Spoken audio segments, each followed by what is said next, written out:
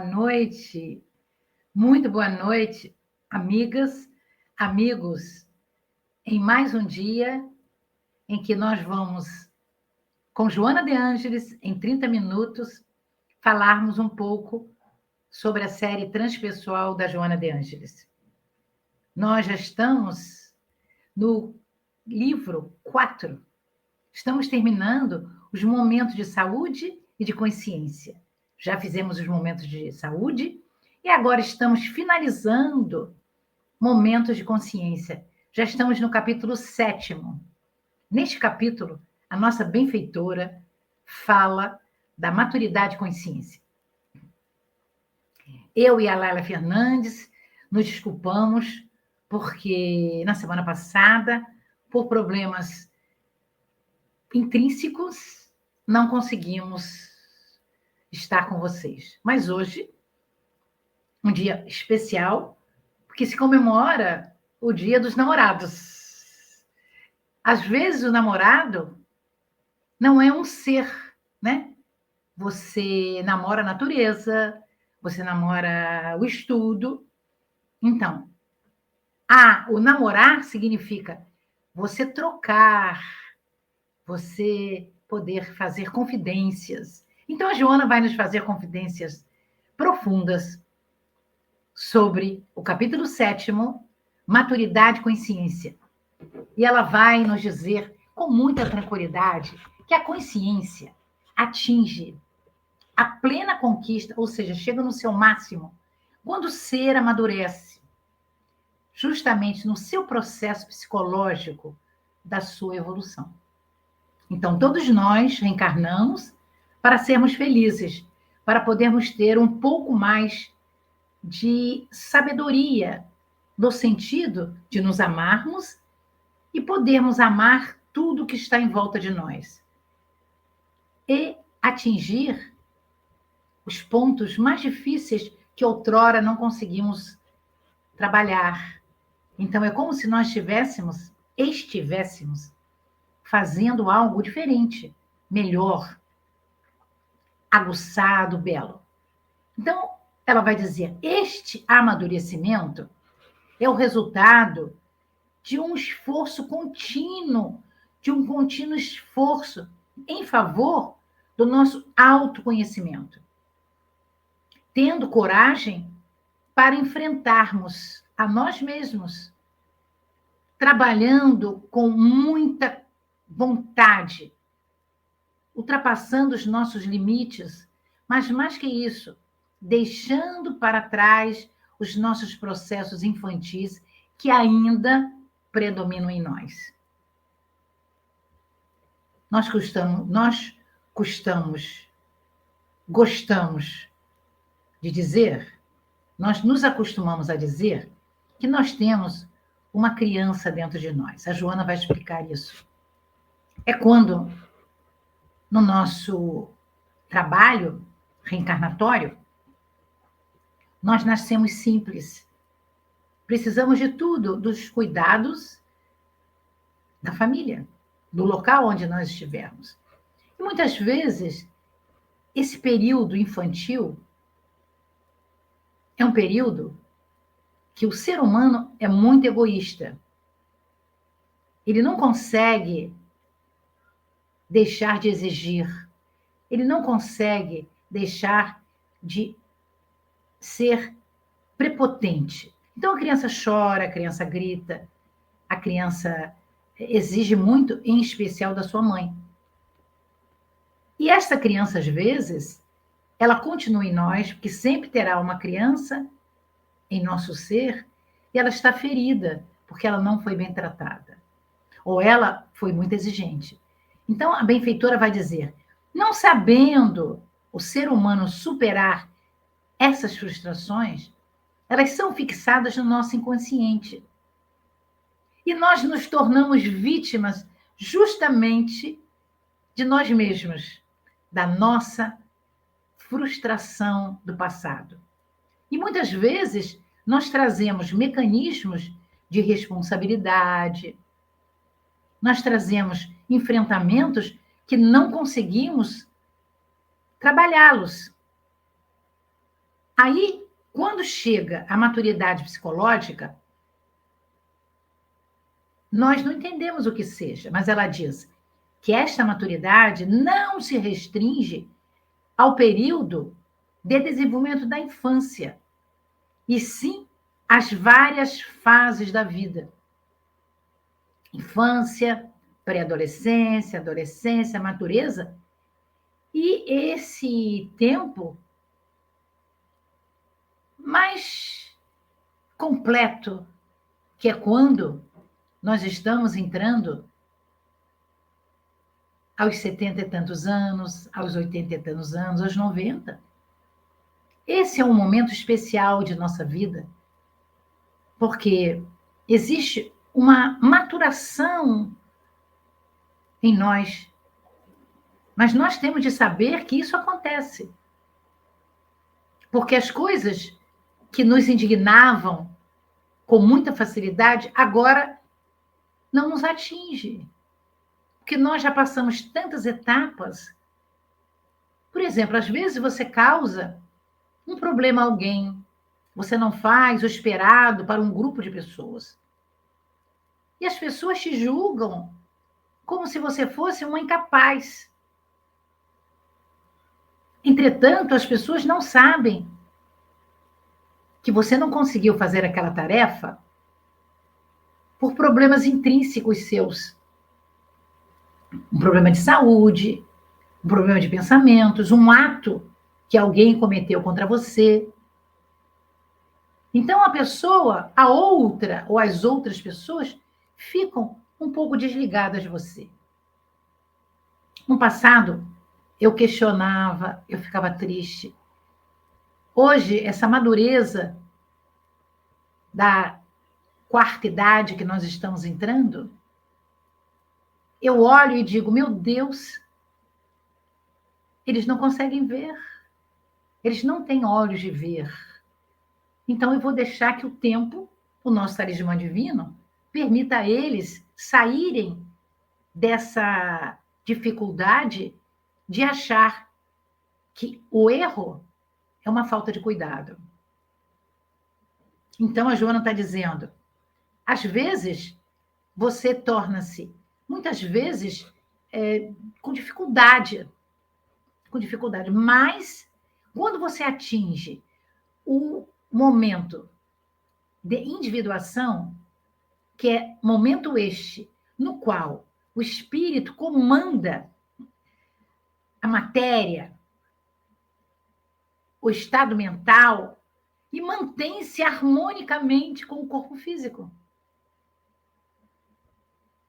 Então, a madureza nos dá esse caminho que só observamos quando somos espíritos muito elevados.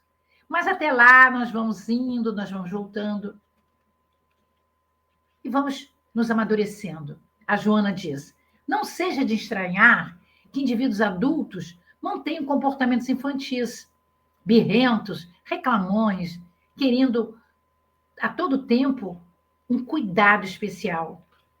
E ela diz, naturalmente, o espírito é o agente da vida, e dele procedem os valores que são ou não considerados durante a existência corporal. O mecanismo para esse amadurecimento psicológico do nosso ser expressa-se de maneira natural, aguardando a vontade e o contínuo esforço de cada um de nós, para que os nossos reconhecimentos das nossas dificuldades, das nossas debilidades físicas, das nossas debilidades emocionais, facultem o ânimo para que possamos corrigi-las. Essa é a oportunidade que muitas vezes nós temos quando nós reencarnamos mais tempo. O tempo vai nos ajudar a amadurecer, vai nos dar a oportunidade de podermos, a cada dia, superarmos, pouco a pouco, essas debilidades. E aí, a nossa benfeitora nos trouxe as funções psíquicas de Carl Gustav Jung. que são em número de 4. A função sensorial dos sentidos, a função sentimental dos nossos sentimentos, a função intelectual da nossa inteligência, do nosso ser, da nossa abertura de entendimento da vida, e a intuitiva, a função intuitiva, que é aquela que no futuro, todos nós, com o mundo mais evoluído, nós teremos em grande quantidade. E a benfeitora nos diz, isso tudo vai nos levar a um ser harmônico. Mas eu acredito que para isso acontecer, nós temos que ter todas as funções mais ou menos próximas do desenvolvimento. A gente não pode ter só 3 funções, a gente não pode ter só 2 funções, a gente deve ter as 4 já começadas, pelo menos. O ideal seria 25% de cada uma delas, mas isso só quando nós formos espíritos puros, crísticos, talvez. Até lá, nós sempre vamos ter uma das funções mais exacerbadas, porque é o comando nosso, do nosso psiquismo, do nosso ser, do nosso eu profundo, do Deus em nós. Então, ela vai dizendo, esse amadurecimento psicológico se exterioriza quando se ama. A Joana está falando de Jesus e sobre Jesus. Porque Jesus nos deu a máxima informação do máximo teor que nós podemos atingir. Amar a Deus sobre todas as coisas e ao próximo, como a ti mesmo. Então, o Deus, esse ser que criou tudo, criou o cosmo. E a ele, tudo e todos estamos ligados. Então, nós temos que amar ao nosso Criador. Depois, nos amarmos com as nossas deficiências. Aí é que é a dificuldade. Porque nós queremos ser muito exigentes. E muitas vezes queremos acertar sempre. Mas a psicologia, hoje, nas diversas categorias, ela diz para nós que na observação do desenvolvimento que a humanidade está, nosso aprendizado se dá mais por erro e acerto. Que quando você erra e que você pensa no erro, você diz, olha, este caminho eu não posso mais caminhar, porque ele não vai me levar até onde eu preciso e quero. Então, nós passamos a errar menos vezes e aprendemos a acertar. Quando, por exemplo, nós acertamos logo de primeira, aspas, como se fosse um acaso da natureza, nós acertamos por acaso. Não sabemos quais os elementos que nos levaram a acertar. Então, esse amadurecimento é quando nós amamos, quando nós alcançamos esse sentimento ablativo, demonstrando a libertação da idade infantil, desse processo egóico que nós passamos, todos nós passamos. Os animais não. No contexto geral, os animais, alguns já nascem andando. Alguns ainda precisam do cuidado maternal, do cuidado de quem os cuida. Mas o ser humano, dos seres vivos, aquele que tem maior tempo de cuidados infantis da primeira idade.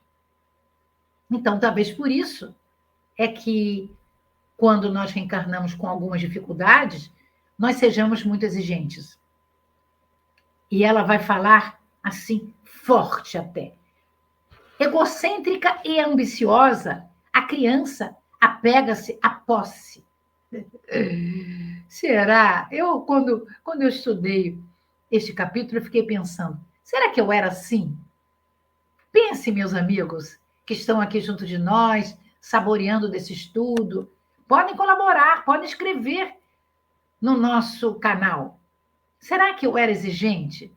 Será que eu queria me alimentar a toda hora? Será que eu queria um colinho sempre? Ou será que eu nasci um pouco independente? Porque existem crianças altamente dependentes, não é? Então, ela vai dizer: o amor da criança, neste momento que ela nasce, da maioria das crianças, é possessivo e sempre revela no receber, no tomar. Ela quer para si. Mas o seu tempo, ela acha que o seu tempo é de atendimento global dos outros. O adulto, que já passou pela primeira infância, para a pré-adolescência e adolescência, ele deve compreender,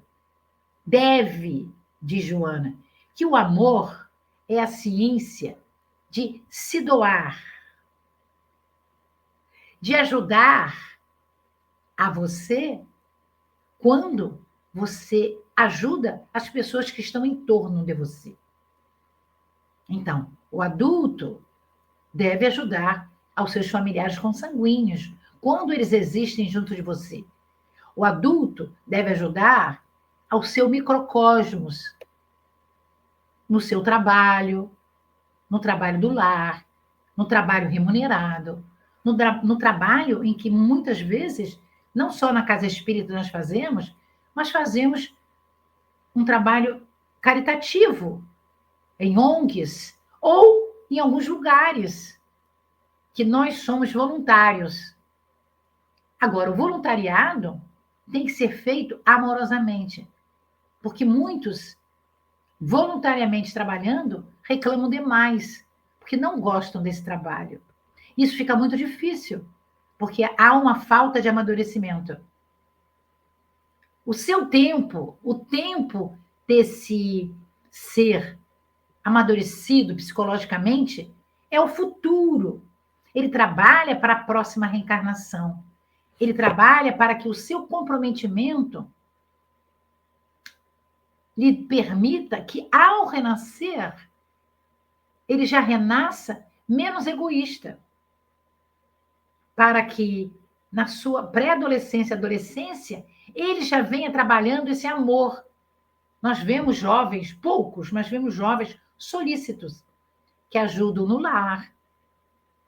Alguns jovens dão preferência para ajudar os seus avózinhos.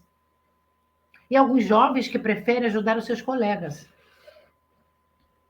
Então, o adulto difere desse egoísmo da criança. Então, ele terá que se estabelecer na doação de si mesmo.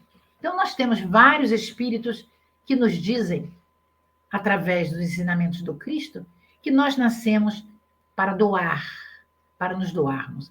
E a Joana vai dizer: enquanto o amor não sente prazer de doar, experimenta esse período que ainda é infantil.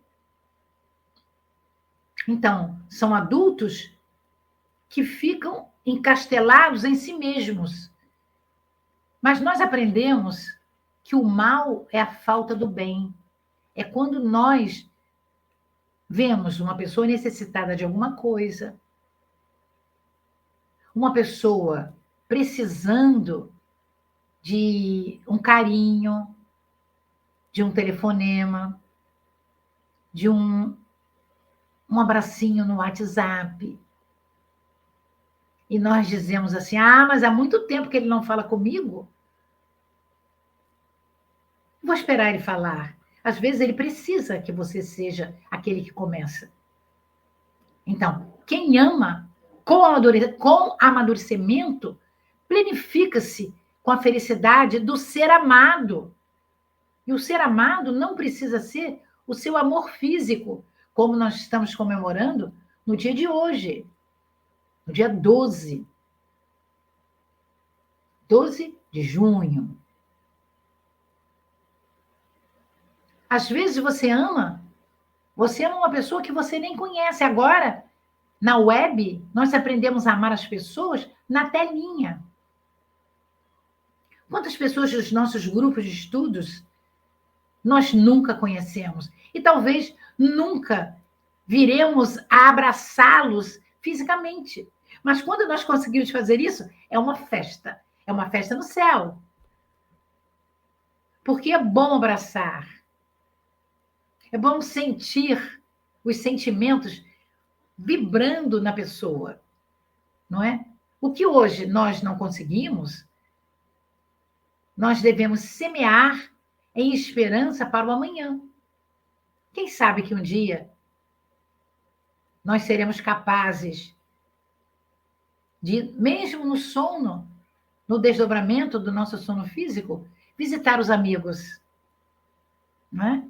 Então, nesse amadurecimento, nós devemos ter essa compreensão de liberdade que o ser, que é o espírito, que é o ser pensante do universo, ele pode alcançar patamares elevados na sua renúncia pessoal.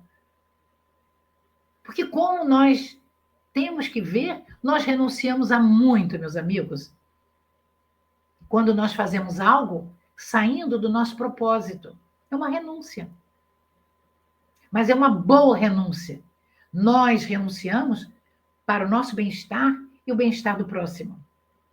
Sintetizando toda a sabedoria que o ser seja portador, Jesus, o psicólogo divino, disse para nós que pudéssemos amarmos umas às outras. E ele disse assim: os meus discípulos serão conhecidos por muito se amarem.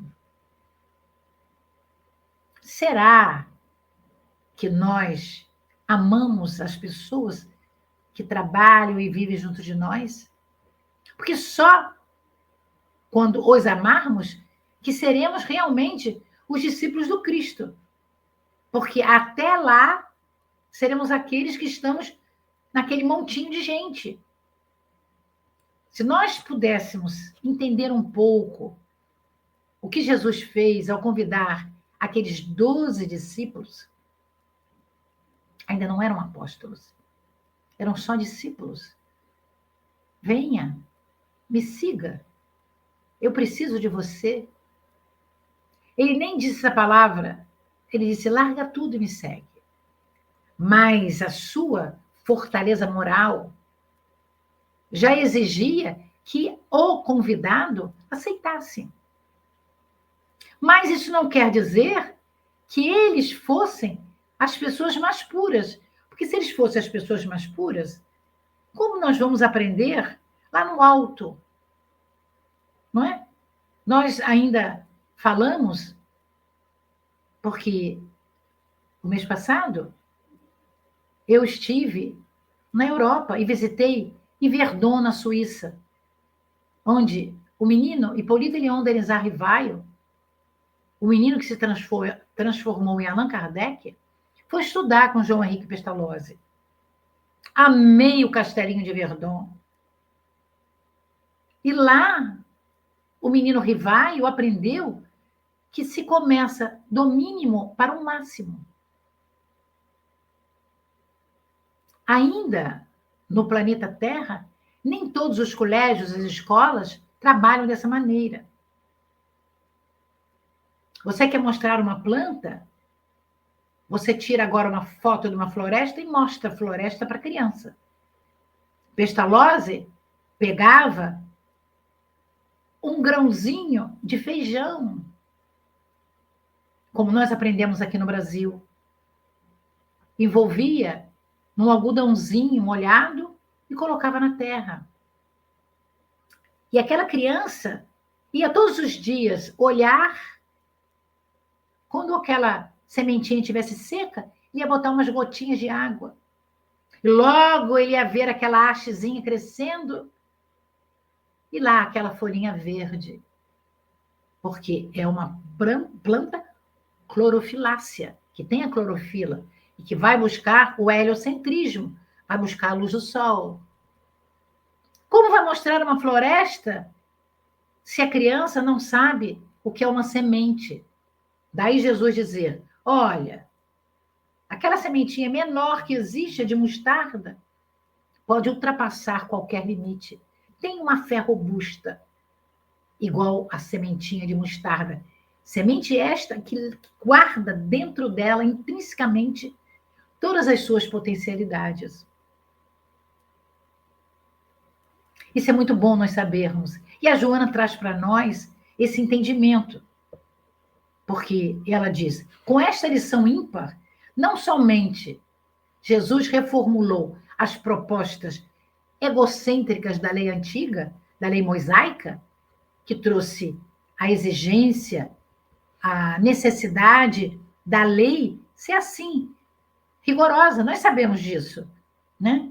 Das reações cruéis, dos processos infantis, abriu perspectivas extraordinárias, fabulosas para a integração da criatura com seu Criador. A nossa vida com Deus através de Jesus. Porque no planeta Terra, Jesus é o nosso guia, é o nosso modelo. Ele é o nosso Messias. É aquele que trouxe das altitudes maiores, ou seja, mais elaboradas do planeta, o conhecimento do amor divino. Vocês viram que eu dei uma engasgada, mas de emoção, meus amigos. E hoje estou absolutamente emocionada por não poder fazer o programa, por problemas. Até nós fizemos o programa, mas não conseguimos apresentar. Estamos repetindo o nosso programa nessa quinta-feira maravilhosa em nossas vidas. Mas nós queremos dizer, daqui a 15 dias, nós fechamos o mês de junho. Mas ainda não vamos terminar o Momentos de Consciência. Vamos fazer uma pausa no mês de julho e vamos voltar no mês de agosto. Eu e a Laila Fernandes agradecemos demais a colaboração de todos vocês. E a veneranda mestra trouxe que, depois que o Cristo chegou, já no século XIX, chegou o codificador, o outro codificador, que foi para nós o Espiritismo, em 1857. E, na questão 893, já na segunda edição do Livro dos Espíritos, Kardec pergunta à equipe veneranda que o ajudou a buscar perguntas e avaliar as respostas de toda a comunidade que pôde trabalhar essa universalidade das nossas necessidades em O Livro dos Espíritos. Qual a mais meritória de todas as virtudes? Porque são muitas. Nós somos virtuosos, meus amigos. Nós trazemos de outras encarnações as nossas virtudes, que são os nossos talentos.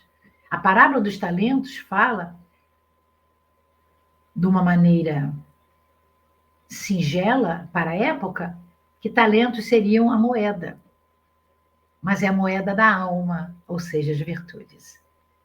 E eles responderam para sempre. Toda virtude tem seu mérito próprio, porque todas indicam progresso na senda do bem. Então, virtude é quando você trabalha sempre para o bem.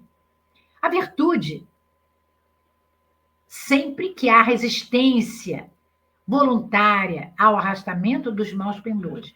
Quer dizer, nós nos tornamos virtuosos quando nós vamos contra as nossas necessidades. Aquelas necessidades que não são boas.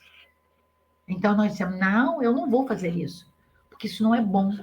Então, nós elevamos aquela virtude de saber escolher. A mais meritória, diz a veneranda colaboradora de Jesus, Joana de Ângeles. É a que assenta na mais desinteressada caridade. É quando nós ajudamos pela necessidade de olhar o outro e sentir que ele precisa de nós.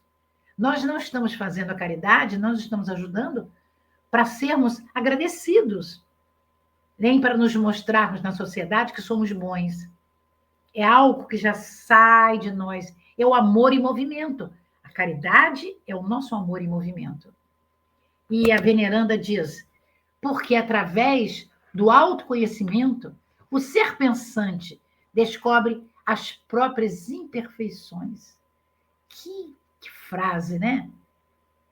Nós, quando nos aperfeiçoamos, nós vemos as nossas imperfeições e vamos trabalhá-las, levando, assim, aquela necessidade gregária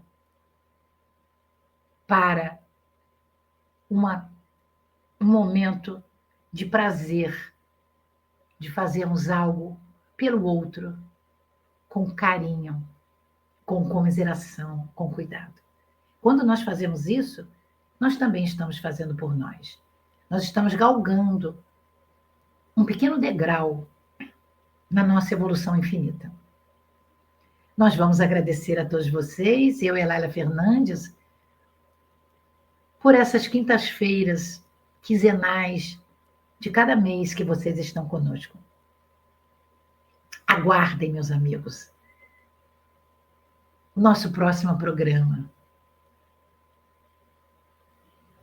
Mas nós queremos dizer obrigada pela colaboração. Obrigada pelo entusiasmo. Obrigada por podermos, de alguma maneira, trabalhar um pouco as nossas necessidades. Porque quando nós fazemos um programa, nós primeiro trabalhamos o artigo em nós, senão nós não conseguimos falar. Até o próximo programa, meus amigos. Beijos no coração. Fiquem bem. Fiquem bem. Tchau.